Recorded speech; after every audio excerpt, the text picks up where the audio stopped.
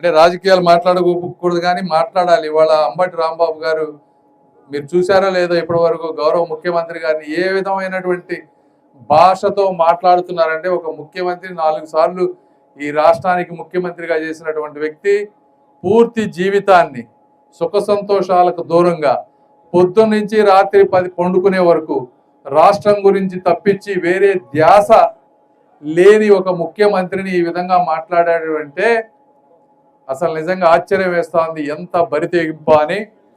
అయితే ఒకటి, అంబటి రాంబాబు గారు ఇప్పటి వరకు మీరు చేసిన వరకు సహనంతో ఓపికతో భరించారు ప్రభుత్వం కూడా.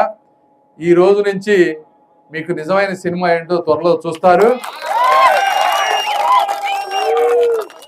మీకు 24 గంటల్లో మీకు ఎలా ఉంటుందో తెలుస్తుంది.